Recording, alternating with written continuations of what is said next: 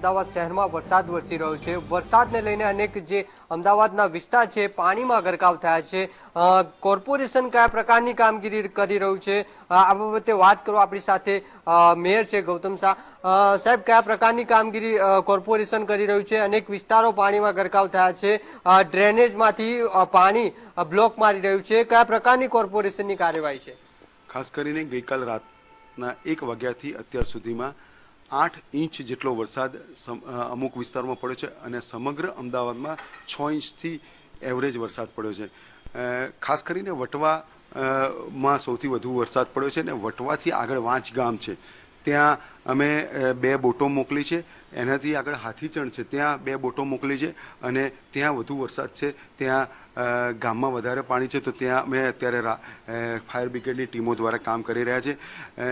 દક્ષિણ ઝોન પછી સૌથી વધુ વરસાદ પશ્ચિમ ઝોનમાં પૂર્વ ઝોનમાં પડ્યો છે, ત્યાં નિકોલમાં 1 બોટ મોકલવામાં આવી છે અને ત્યાં પણ અત્યારે કાર્યવાહી થઈ રહી છે। ખાસ કરીને મધ્ય ઝોનમાં ચમનપુરા અને અસારવામાં પાણી વધારે વરસાદ પડ્યો છે। તે જ રીતે નવા પશ્ચિમ ઝોનમાં ખાસ કરીને ગોતા, ચાંદલોડિયા અને ચાણક્યપુરી, ત્યારબાદ આગળ અહીંયા વેજલપુર, વસ્ત્રાપુર અને સાયન્સ સિટી બાજુ ખૂબ વરસાદ પડ્યો છે, ત્યાં પાણી ભરી રહ્યા છે અને આ બધી વરસાદ ત્યાં પણ 6 ઇંચ જેટલો પડ્યો છે। એટલે સમગ્ર અમદાવાદમાં એવરેજ 6 ઇંચ વરસાદ પડ્યો છે અને વધુમાં વધુ 8 ઇંચ જેટલો વરસાદ પડ્યો છે। તેના હિસાબે ઘણા વિસ્તારમાં પાણી છે, ઘણા 4 રસ્તાઓ પાણી છે।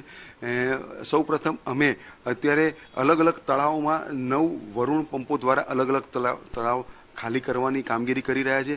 138 પમ્પિંગ સ્ટેશનમાંથી અલગ અલગ પંપો દ્વારા પાણી ઉલેચીને બહાર લેવાનું કામ કરી રહ્યા છે।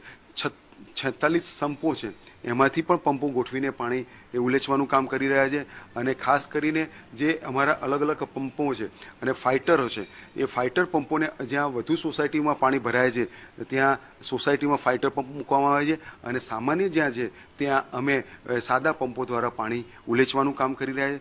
સવારથી અત્યાર સુધીમાં અમને લગભગ 11 મકાનો એટલે કે 3 મકાનો પડ્યા છે અને 9 દિવાલો પડવાની ઘટના બની છે। એમાં ગાયકવાડ હવેલી પાસે જે મકાન પડ્યું એમાં 3 લોકો ઇન્જર્ડ થયા હતા, એમને હોસ્પિટલ મોકલવાની મેં કાર્ય કરી।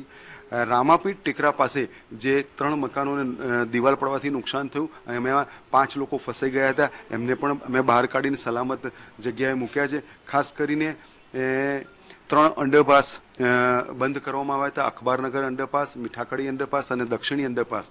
એમાં મીઠાખડી અંડરપાસ અત્યારે ખોલવામાં આવ્યો છે અને અખબારનગર અંડરપાસમાં પણ હવે પાણી ઓછું થયું છે।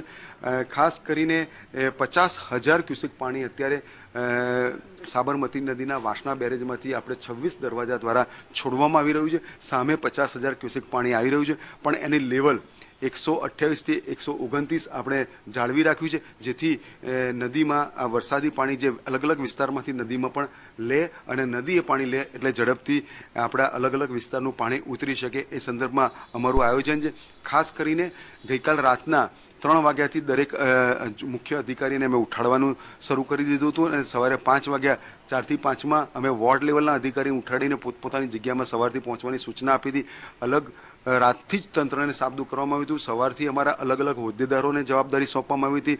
બીજલબેન જે અમારા રિક્રિએશન કમિટીના ચેરમેન જેમને પાલની વાસણામાં જવાબદારી સોંપવામાં આવી હતી, અમારા લાલભાઈ ઠાકોર છે જે દંડક છે એ થલતેજનો આખો વિસ્તાર દેખી રહ્યા હતા, દિનેશભાઈ દેશા જે ગોતામાં સૌથી વધુ વરસાદ પડી ગયો ત્યાં એમને જવાબદારી આપી હતી, જતીનભાઈ રંધા પાકની જવાબદારી દેખી હતી, રમેશ દેસાઈ જે વોટર સપ્લાય કમિટીના ચેરમેન છે એમને સૌથી વધુ વટવા અને દક્ષિણ ઝોન અને પૂર્વ ઝોનની જવાબદારી આપી હતી। નિકોલમાં જે સૌથી વધારે વરસાદ પડ્યો તે અમારા શહેરના અધ્યક્ષ આદરણીય જગદીશભાઈ પંચાલ અને હોસ્પિટલ કમિટીના ચેરમેન અમારા ભરતભાઈ પટેલ જોઈ રહ્યા હતા। મધ્ય ઝોનમાં બિપિનભાઈ પટેલ ચમનપુરામાં એ પોતે પણ ત્યાંના રાહતના કામથી મળીને પાણી ઉતારવાના કામમાં પોતે બધા જ લાગેલા હતા। બધા જ કાઉન્સિલરોને ફિલ્ડમાં રાખ્યા છે, બધા જ અધિકારીઓ અત્યારે કામ પર છે।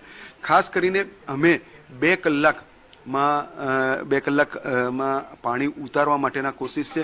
વરસાદ જો સંપૂર્ણ બંધ રહ્યો તો 2 થી 3 કલાકમાં પાણી ઉતરી જશે અને અમારો એવો પ્રયત્ન છે। હજુ પણ 24 કલાક વરસાદની આગાહી છે તો ખાસ અમદાવાદના નગરજનોને હું આપના માધ્યમથી એક અપીલ કરવા માગું છું કે આપ અગત્યનું કોઈ કામ ના હોય તો આપ પોતપોતાના નિવાસ સ્થાને જ રહો, કારણ કે ઘણા 4 રસ્તાઓ પાણી છે અને હજુ પણ ભારે વરસાદની આગાહી છે। આપ આપના ઘરમાં મીણબત્તી, માચીસ અને ખાસ કરીને બેટરી અને બેટરીના પાવર ના હોય તો એ પણ નવા પાવર લાવી દે. ક્યારેક લાઇટ જતી હોય છે ત્યારે એવા સંજોગોમાં કોઈ તકલીફ ના થાય તો આપણે આ બધી વસ્તુનું ખાસ કાળજી રાખીએ એવી મારી ખાસ નગરજનોને અપીલ છે. અને બાળકોને શાળા કોલેજમાં ના મોકલવા એવું પણ મારી અપીલ છે.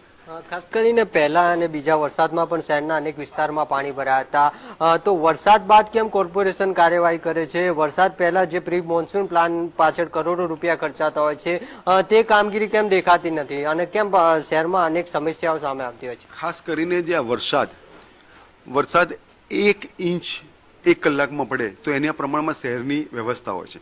જ્યારે વરસાદ 1 કલાકમાં 2 થી 2.5 ઇંચ પડી જાય, 2 કલાકમાં 4.5 થી 5 ઇંચ પડી જાય અને આજે તો 8 ઇંચ વરસાદ પડ્યો છે, ત્યારે આ કોર્પોરેશનની જે સ્ટ્રોમ વોટર ડ્રેનેજ લાઇન અને ગટર લાઇન એનું પાણી ચોક્કસ તરત વહી નથી જતું, એ ચોક્કસ ભરાય છે અને ધીમે વરસાદ બંધ થયા પછી ઉતરતું હોય છે.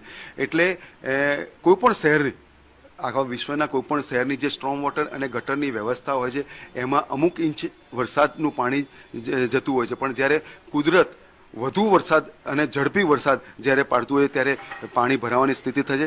પરંતુ મોન્સૂન એક્શન પ્લાન જ એ છે કે વરસાદ બંધ થયા પછી કેટલી ઝડપથી પાણી ઉતારવાની દિશામાં, સફાઈની દિશામાં, દવાના છંટકાવની દિશામાં અને ખાસ કરીને મેડિકલ સેવાઓની વ્યવસ્થામાં તંત્ર કેટલી ઝડપથી કામ કરે છે એના સંદર્ભમાં મોન્સૂન પ્લાન હોય છે. અને એ સંદર્ભમાં છેલ્લા 2 વખતે વરસાદ પડ્યો, ઝડપથી પાણી ઉતારવાની દિશામાં અમારા પ્રયત્ન હતા. પહેલા 3 દિવસ સુધી જ્યાં પાણી ભરાઈ રહેતા હતા એવા વિસ્તારના અમે અત્યારે અડધા કલાકથી 1 કલાકમાં પાણી ઉતારી દીધા છે. ખાસ કરીને આગામી સમયમાં પણ 24 કલાક સુધી વરસાદની આગાહી છે. આગામી સમયમાં વરસાદની જે પાણી ભરાવાની સમસ્યા થશે તેને પહોંચી વળવા કોર્પોરેશન કેટલું સજ્જ છે, કયા પ્રકારની કામગીરી કરશે અને હવે જે વરસાદ બંધ થયો છે તો કોર્પોરેશન પણ હાશકારો અનુભવ્યો છે, આગામી સમયમાં કયા પ્રકારની કામગીરી હશે? ખાસ કરીને તંત્ર અત્યારે ટોટલી મેદાનમાં છે. ખાસ કરીને એમાં ફાયરની ટીમોને અલગ અલગ જગ્યાએ બોટ સાથે તૈયાર રાખી છે. નદીમાં પણ અમે તરવૈયાઓને રાખ્યા છે, ખાસ કરીને નદીમાં પણ બોટ રાખી છે. અને અમારા ફાયરના ઓફિસરો અત્યારે અલગ અલગ જગ્યાએ ગોઠવ્યા છે. હેલ્થનો સ્ટાફ ખાસ કરીને જેવો વરસાદ બંધ થાય તો સફાઈના સંદર્ભમાં, કાદવ ઉલેચવાના સંદર્ભમાં હેલ્થનો સ્ટાફ તૈયાર રાખવામાં આવે છે. અને ખાસ કરીને દવાનો છંટકાવ કરવાની છે. અને પછી સહેજ કોરું નીકળે એટલે અમે અમારા મેલેરિયા વિભાગ અને મેડિકલ કેમ્પો આવનારા દિવસોમાં મોટા પાયે કરવાનું આયોજન કરી રહ્યા છે. પરંતુ આના સંદર્ભમાં વરસાદ બંધ થાય, કોરું નીકળે એની અમે રાહ દેખી રહ્યા છીએ. તંત્રને અત્યારે સંપૂર્ણ સૂચના આપી દીધી છે. અમારી કલેક્ટર લેવલથી બધી બેઠકો થઈ છે. ચોક્કસથી જે ભારે વરસાદ વરસી રહ્યો છે તેને લઈને કોર્પોરેશન પણ એલર્ટ થઈ ગયું છે ને જે શહેરમાં પાણી ભરાય છે તેના નિકાલ માટે જે કામગીરી થઈ રહી હોવાનું જે કોર્પોરેશન તેમજ અધિકારીઓ તેમજ જે અમદાવાદના મેયર છે તે જણાવી રહ્યા છે. કેમેરામેન જીવાભાઈ સાથે મૌલિક ઉપાધ્યાય, GSTV અમદાવાદ.